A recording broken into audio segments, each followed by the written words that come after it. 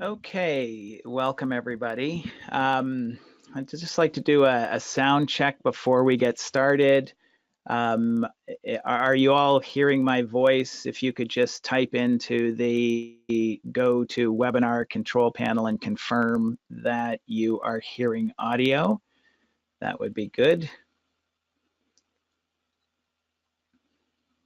Okay, looks like audio is happening. Good, and thank you. And also, I'm going to change this slide right now. Actually, let me just get rid of this. Bear with me for a second. Now, let's just leave that there, just in case we want to take a snapshot. I'm just going to change my slide here. Could you just confirm that you saw that slide change, just so that I can do a video check? Okay, great. Good, good, good. Okay. So for those of you on the call that attended the North Carolina event, I'm going to do just a couple of slides from that presentation, because I want to revisit why we're doing this presentation on the one-on-one meeting. If you recall, when we were there, I brought up this TED Talk that I had listened to by a guy named Mike Robbins, and he was speaking about recognition and appreciation. And I made a point about how important recognition and appreciation is, and the place where you can do this is as a manager, when you're mentoring someone, when you're working for a reporting employee. I mean, this is a manager's responsibility. And the reason why it's so important is because, if you recall, Mike spoke about a study done by the US Department of Labor, asking people who left their jobs, why did you leave? And the number one reason, 64% of the people surveyed said that they left because they didn't feel appreciated or valued. That was more important than how much money they made. It was more important than the work they did. It was this sense of feeling valued that was most important to them. And the point I was making there is that the people, the business owners, the managers, and the organizations who understand this, they thrive because they minimize the amount of hiring they have to do. They have very, very efficient employees. They minimize the emotional frustration of firing people or having to deal with frustrated employees. So it's important to have a management process that recognizes and acknowledges your people and helps you communicate your appreciation. And I'm going to go into actually two processes to help you do that. And by the way, please don't be thinking that you should. I mean, I did a presentation on recruiting and hiring and training a couple of days ago, and I was talking about how most people have this sense that there aren't any good people out there, and I started talking about this. And one of the key points I was making there is, you want to be authentic in your appreciation and recognition. You shouldn't be appreciating what I called a knucklehead. I'm not asking you as a manager to be inauthentic. I'm not asking you to value someone for what they aren't.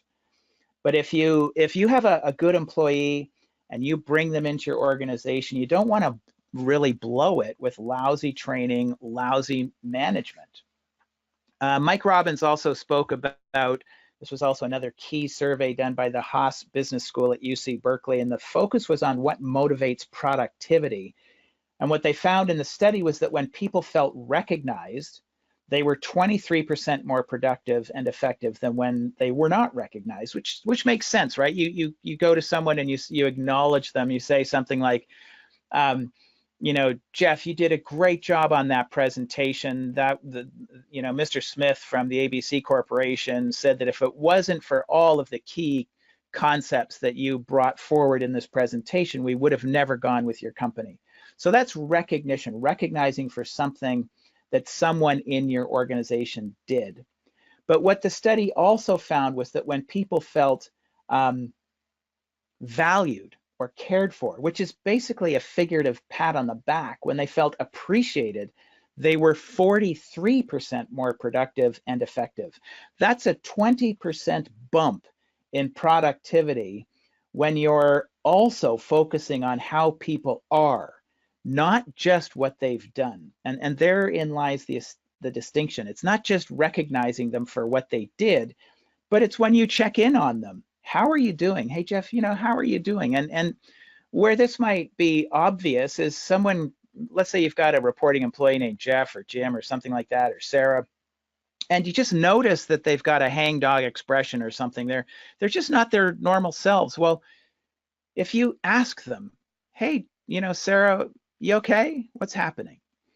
You might find out that maybe, they've got a 14-year-old golden retriever who's on their last legs, and they're heartbroken. Well, listening to that, recognizing that in an organization is really valuable. And just your concern, your care for that employee, what they're going through is really, it's going to make a difference. Is this hokey? Is this new agey? Not at all. It's scientifically proven that when one person expresses kindness or appreciation to another person and it is received, that it raises the serotonin level in both people's brains.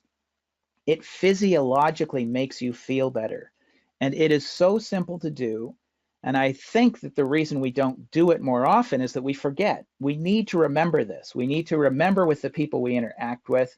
It's very simple. It's profound. And essentially what I'm going to say is you need a management process to remind you. And that's what we're gonna jump into today. Before we do that, I just want to do one last thing. If you didn't watch this video, when I sent it out on an email to all those who registered fairly recently, I just want to play it again. And this is a short 3-minute clip. If I did play this in North Carolina, if for those of you on the call have never heard Michael Gerber speak, Michael Gerber this is a long, a very short version is that he wrote a book called The E-Myth, Why Most Small Businesses Don't Work and What to Do About It. And he focuses on processes, that most small businesses don't work because they're people dependent, they're not process dependent. And this is a presentation that he did, just a very short clip. The third system is how we manage here. Yes, a management system. You ask most managers how they manage. I manage. I manage. It's pretty difficult to manage around here, but I manage. I get by. I'm a people person. I can look into his eye. I can know when he's lying, when he's not. I had psychology in school. I've been around this business for a long time. Nobody can get by me. I manage. What do? I do what I do. He ain't going to tell you because he don't know what he does. He couldn't explain it in a million years. I know that's not true of anybody in the room. But it's true of everybody I meet out there. There ain't no management system. This is how we manage here. That's what they do in McDonald's. You think they hire professional managers from Harvard to come and manage those money machines? God forbid. They grow those people from the inside out. They teach them their system. They teach them everything they need to know to become better and better and better and better. One of the things Michael says is there ain't no management systems, and it's not great English, but his point is well made. He talks about how so few companies have processes for management, and he uses the example at McDonald's. At McDonald's, they don't hire top-level managers from Harvard. They have management processes, and they train their managers in their management processes so they know what to do and they understand what is expected of them. So that's what I'm going to give you today. I'm going to give you two processes.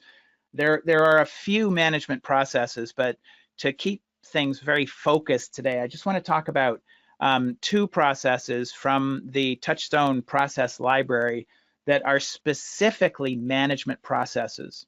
I will say that these processes, when we used to deliver the E-Myth Mastery program, people said that this was one of the best things in the entire program.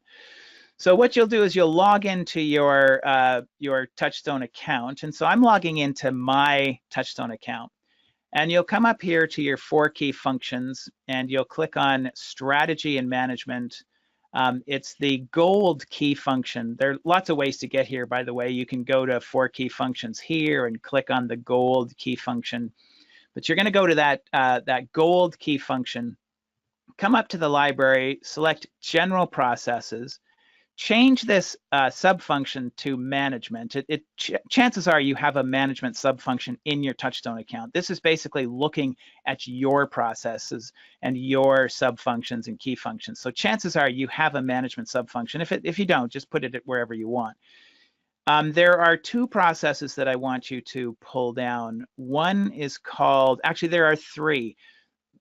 Pull these both down, OneonOne Meetings Manager and OneonOne Meetings Employee. The other one is called the Problem Solving. It's under the P's, Problem Solving Employee Issues. Download that one too. Okay, so we just downloaded 3 processes to our TouchStone account, and you will find them in the section at the very bottom of the section that in which you downloaded them to. So I downloaded these 3 processes to the management subfunction within my key function called strategy and management. So they're right here. Let's look at this one first, OneonOne Meetings Manager.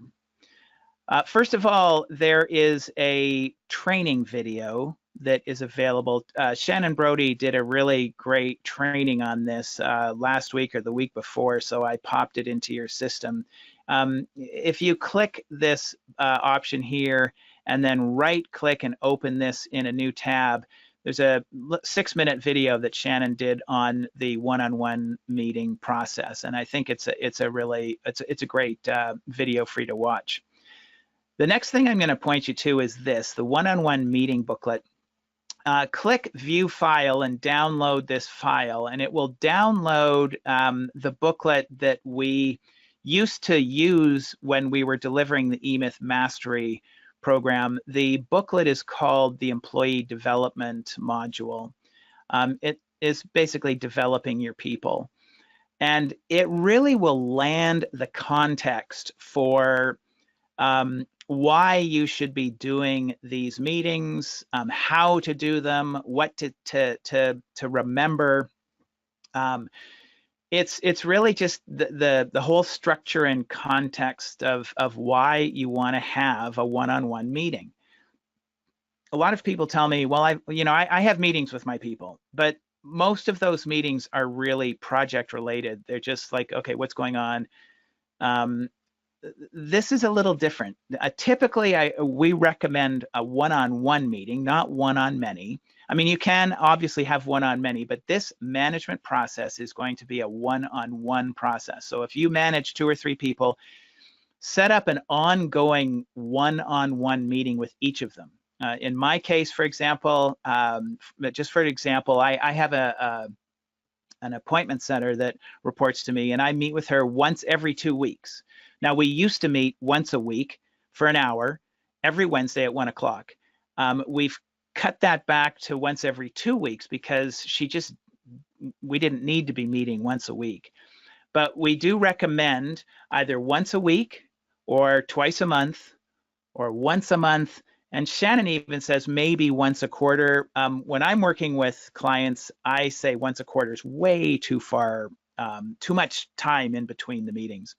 One of the key reasons you want to do the one-on-one meeting is to minimize interruptions. And this is a point that's going to be well made in this document. So go ahead and print this thing out when you're ready and read it.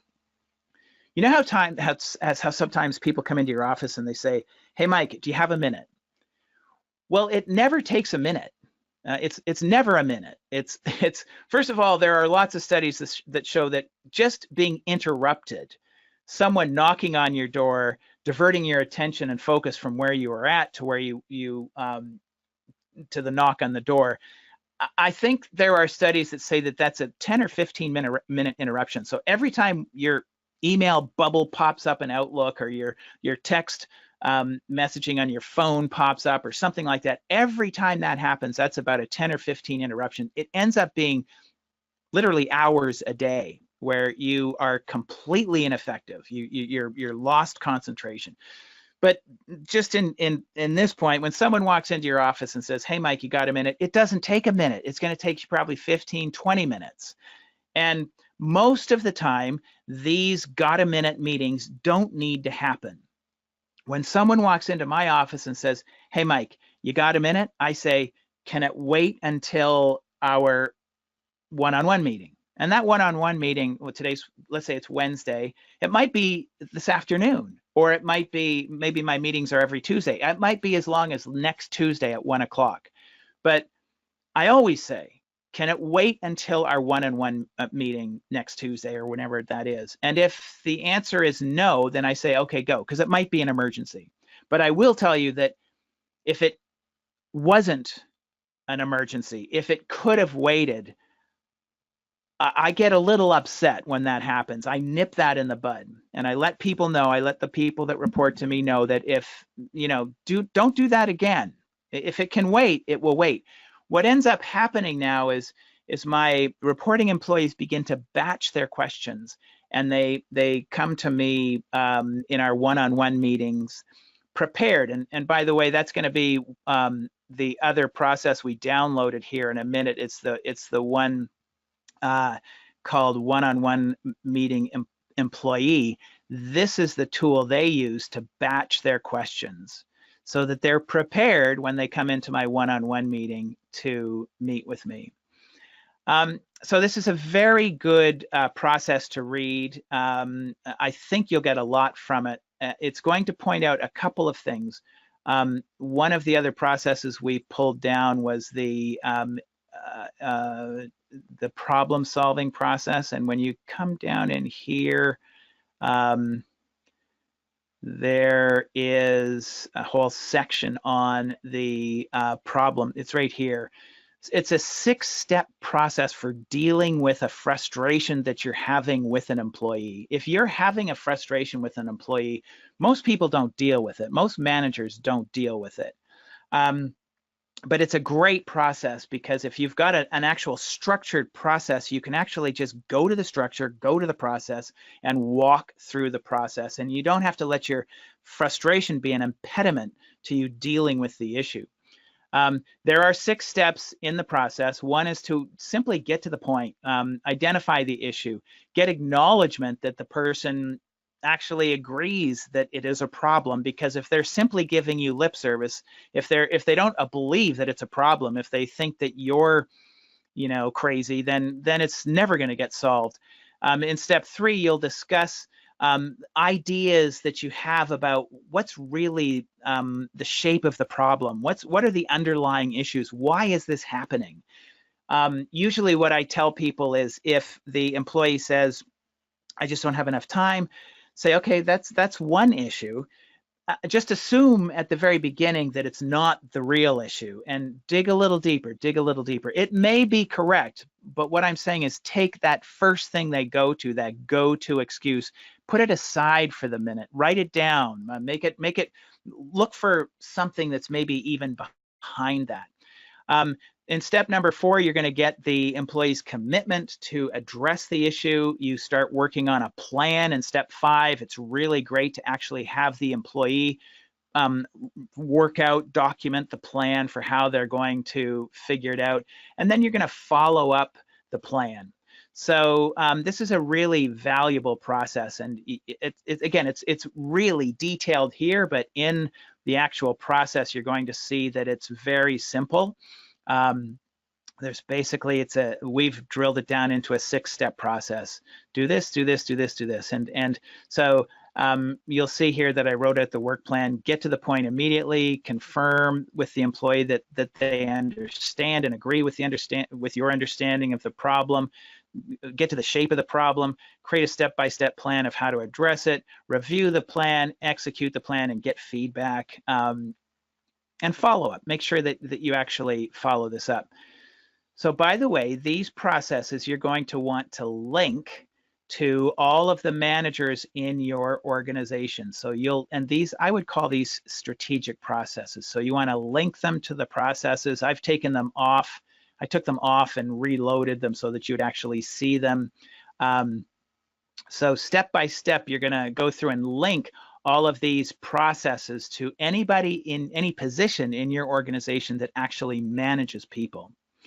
Link both the problem-solving process and the one-on-one manager meeting process. And the one-on-one meetings for employees, you can link to all reporting employees.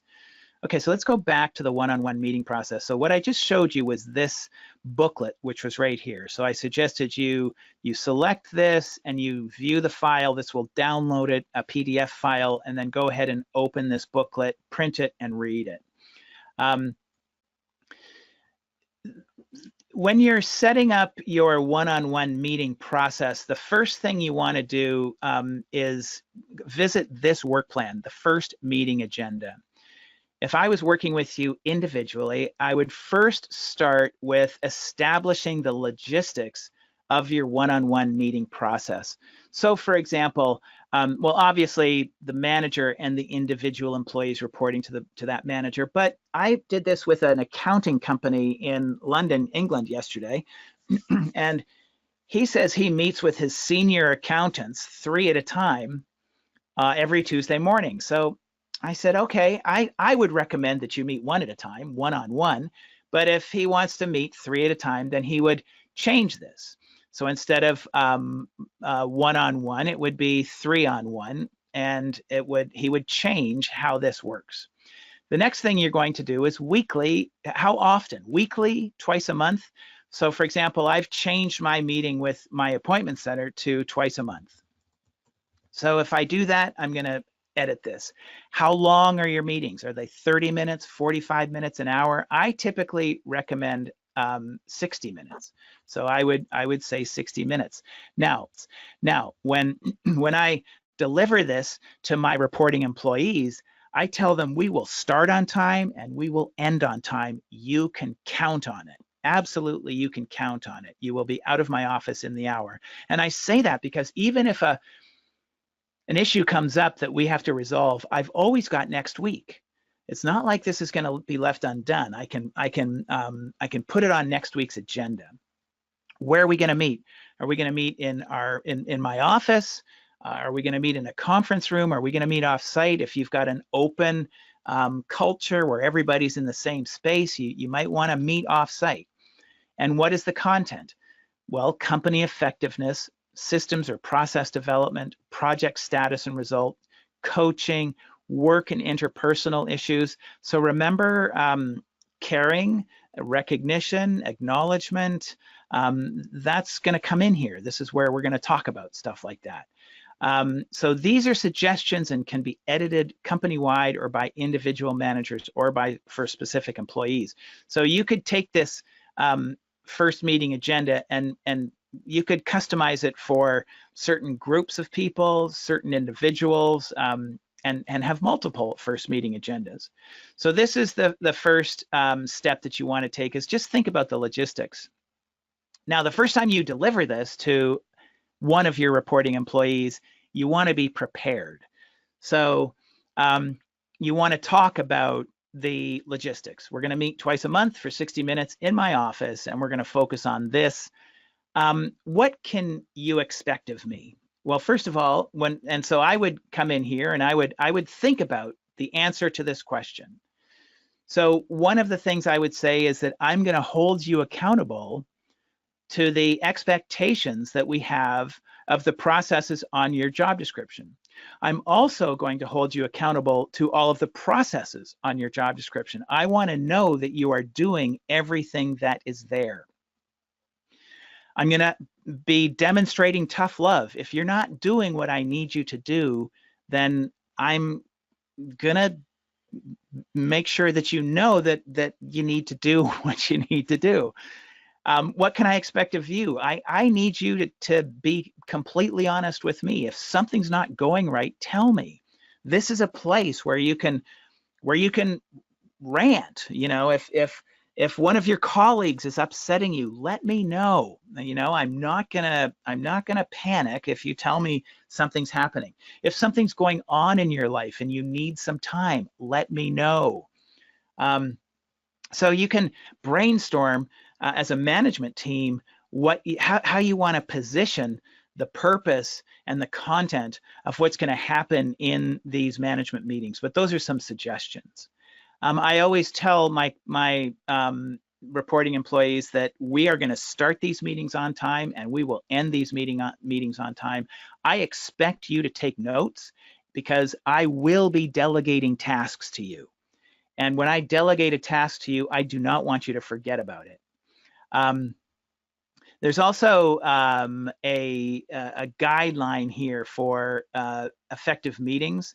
So if you click on this, it's going to open up the guidelines for effective meetings.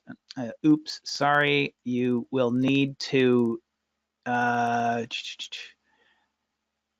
thought it's right here. So not quite sure why it didn't save that link, but so just grab it, this hyperlink right here, click the hyperlink button. It's a document in the same process. You don't actually have to hyperlink it.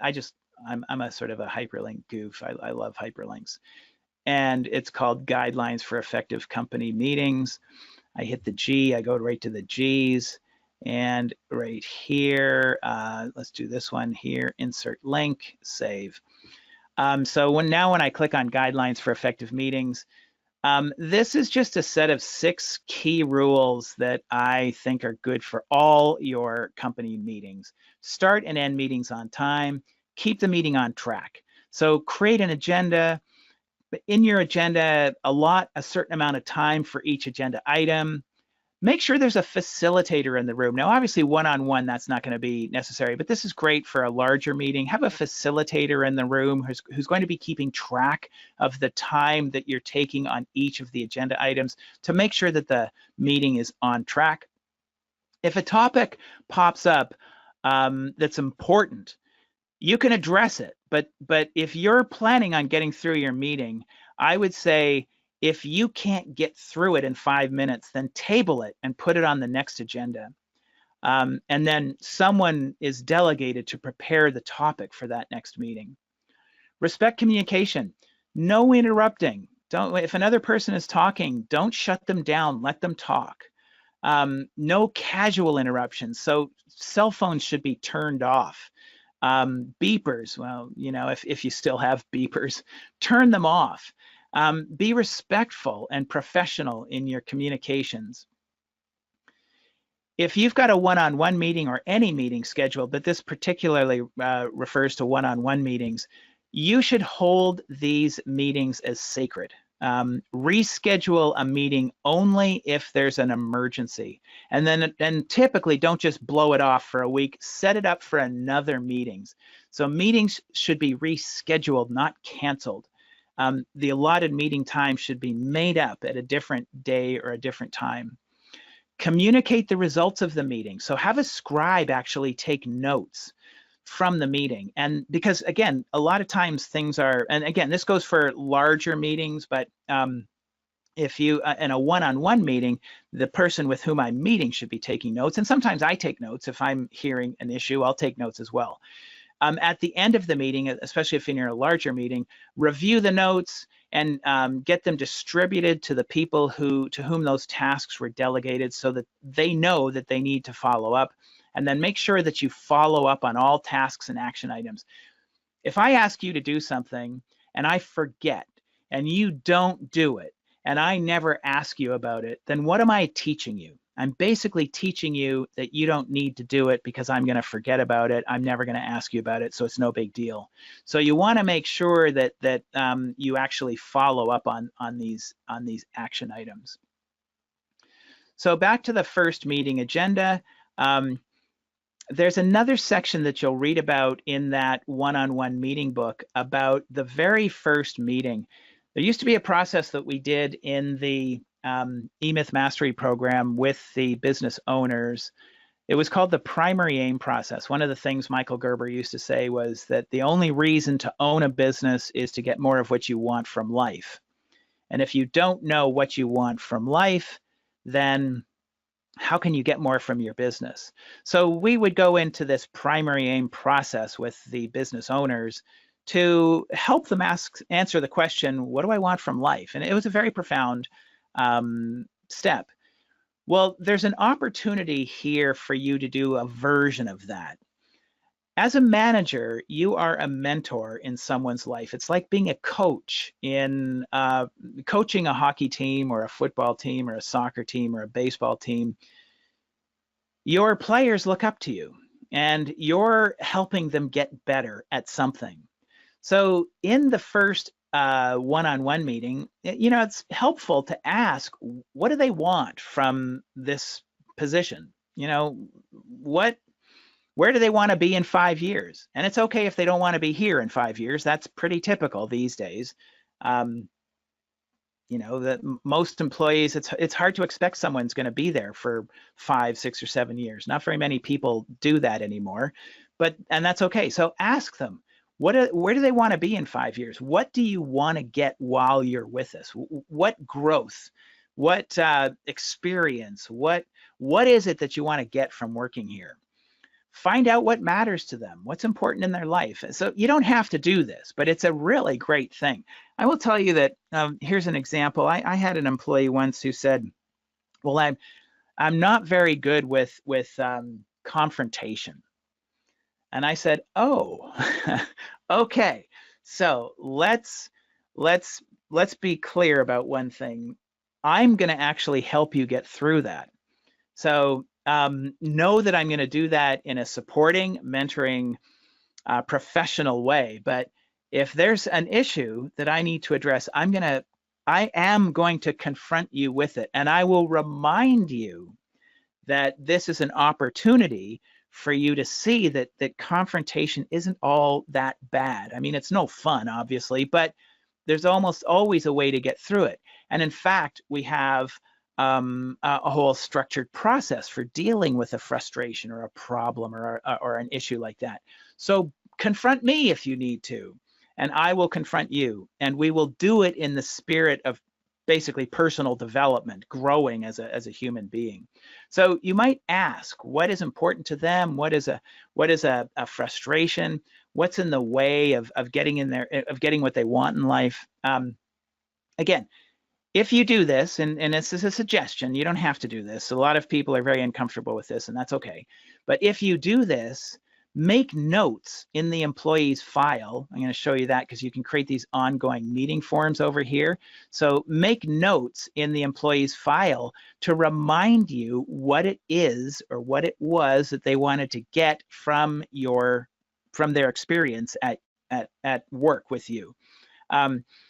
Because you can remind them of that. When you have an issue, you can go, oh yeah, Jeff said that he was at an issue with confrontation. I'm going to challenge him here. And I'm going to remind him that we're doing that in the spirit of professionalism and getting something growing while he's here.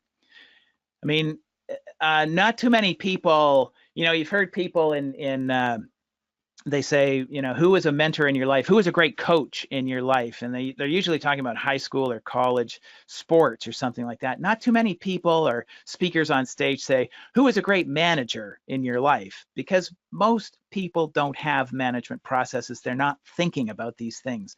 So these are tools to help you think about these things and help you implement them in your organization.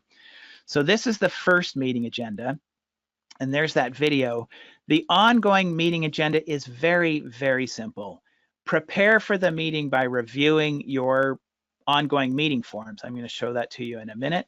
Start the meetings on time, follow the guidelines, require that the reporting employee has brought their one-on-one meeting notes, that they are prepared, proceed through the meeting agenda, complete on time, and confirm the date of the next scheduled meeting. I mean, this is very common sense. And then we have an expectation. Meetings will not be missed except for very urgent or critical matters. It's important that everyone understands that every employee's time is valuable. If any meeting is missed, a makeup meeting will be agreed upon and scheduled. Very, very common sense process. And again, so remember to link this process to all of the specific people in the organization that need it. So I'm going to link it here to the CEO. I'm going to link it there, and I'm going to link it there. These are all the people in our organization that would need it. Okay, let's talk about the ongoing meeting forms. There's this one form, and these are basically duplicates, because remember, in the document tool, this is basically just a whiteboard that you can type into, and the custom forms, it's just another version of this in a form tool. So you can go through and say, you know what, I'm not going to use this one, so I'm just going to delete it. Boom, delete it out of your, they're just different tools. And I would tidy this up so that you don't need the documents. So I would say, no, I'm not going to use this one. This is just a one-on-one scheduler. I know how to schedule my meetings, and I'm not going to use this. I'm going to ditch that, because I like the custom form tool more than the document tool. Now, the way this is used, so first of all, I'm going to show you my management meeting tool. I renamed it here. It's called Manager Meetings, because otherwise I wouldn't have been able to download this process called OneonOne Meetings. If you have already downloaded this process, when you go to the process library and go to the OneonOne process, if it's grayed out, it means that you've already downloaded it into your TouchStone account. TouchStone is seeing it already in your account. So you can do a search up here and just type in the word one and hit enter, and it'll show you where that process is. Anything that comes up with ONE in it. So you would click that, and you'll go right to it. By the way, this is being recorded, so I know I'm blasting through some of this TouchStone stuff, but you can come back and watch this recording. I'll send the recording out after we finish. And I am going to have, I see that there's some questions being asked. I am going to have a question and answer period at the end, so I will open it up for questions in probably about 5 minutes. So my process, I've renamed Manager Meetings, and you'll notice down here that I have my regular ongoing meeting form, but I have one particular employee that I focus on, and I customize that form. So the way you customize a form, this is a sort of a ninja trick. I don't know if Shannon's showed you all this. Just archive it, and that's going to create a copy of it, and then go into View Archived, go to the specific tool that you want to restore, and just restore it. And when you restore it, it will put two copies here, and then you can go into one copy and edit it. That's what I did for this specific process. So you'll notice that I've got date, a few key items on the agenda, new and open projects, goals. This is the form that I use. I do not complete the form here. I complete the form on my dashboard. Now, as I said, I meet with Marie twice a month. And so you'll notice that if I come down to my Manager Meetings process, you'll see here in the custom forms, if I want to start a new form, I would select this. And now I've got a completely blank form. But what you'll notice, if I come over here, these are my completed forms. I have a meeting coming up with Marie on the 29th. Instead of interrupting her, remember earlier I said that Manager Meetings, the one-on-one meeting, is a great tool for minimizing interruptions. Well, it's not only for your reporting employees interrupting you, it's you interrupting them. So for example, there are some processes, and John, I noticed that you're on the call. You're going to get a chuckle out of this, because one of the, I want to check in with Marie and find out where she is with getting all of your processes built and into your account. So I think it's actually, by the time the 29th happens, I think I'll have already received them, but I just wanted to see, I do want to check in on. I just reminded myself to check in on them before so I don't forget. So basically, and you'll also notice that there's a data migration spreadsheet here. So I just put this link in here because I can copy this link and put it out and go right to my project spreadsheet for data migration. But a couple of things. First of all, agenda items. There are always 4 things I want to clear up when I go through my meeting with Marie. Number one, new and open projects. So all these data migration projects, she does all our data migration, or most of it for me. Key calendar items that I have not done. We use Infusionsoft, and Infusionsoft is this automated marketing application, and it puts a lot of stuff on my calendar, tasks that I'm supposed to follow up on, and I don't always get to them. A lot of them are not necessary. If I have time, it's great, but they're not really important. So but then there are some tasks that are important. So Marie actually culls through my calendar on a monthly basis, looking for items that could be deleted, looking for items that are really important, and looking for items that she has questions about. In these meetings, she brings them to my attention. If it's a deleted item, she just deletes them. We have a whole process, by the way, for this. She's not making it up. There's a whole process that defines what is something that can be deleted. It was a very simple process to complete. Additionally, she works on a few things. She works on culling through my calendar. She's basically my LinkedIn person for mining LinkedIn for leads. She makes all sorts of calls to follow up leads, to schedule appointments for myself and for Shannon. And she does the data migration. So I track how much time, or she tracks how much time she spends in each one of those segments of work. I review them because I want to know, where am I spending my money? And then questions. She always has some questions for me. If we scroll down here, you'll see that there's a goals for period, recurring items to discuss. So anything that I want to bring to the forefront, I put in here. Quarterly check-in. How are you? This is something that Marie's going through some really challenging times right now. Her husband was diagnosed with cancer, and she just lost her nephew, and so these are things that I found out about because I asked. And you know, it was a really, really tough time for her. And she's a young woman. She's 32 years old, and she shouldn't have to deal with these types of things. But so I have been checking in on this. This is just a reminder. I don't ask how they're doing every meeting, except right now I do, because she's in a pretty vulnerable spot. I track when I last reviewed the job description. So basically once a year, one of the things I do is I go to the appointment setter's job description, and I take all of the processes and I mark them as no longer completed, which will turn them blue.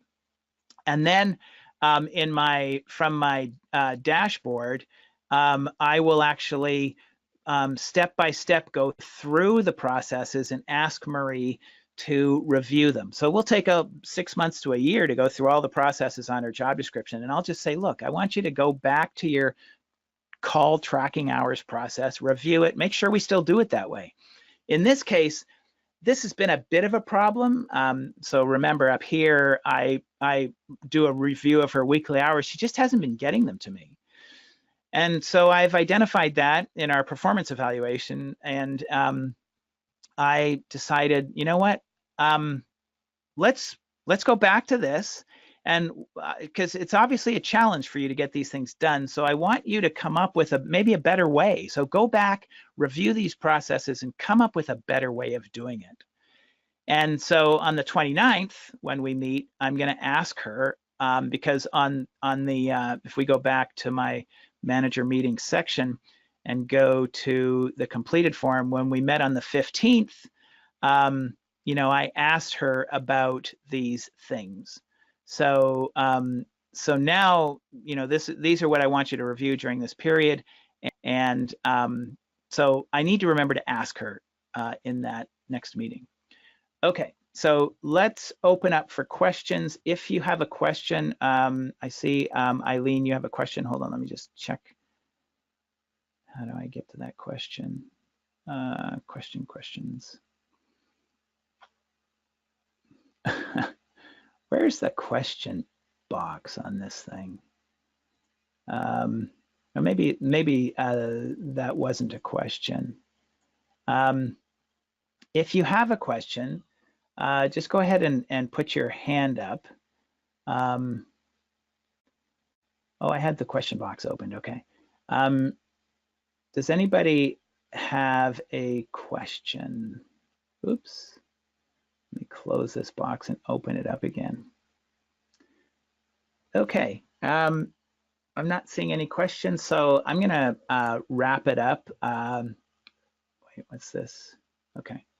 So I'm not seeing any other questions. Okay, so thank you, everybody, for coming. Let me just toggle back to this last slide.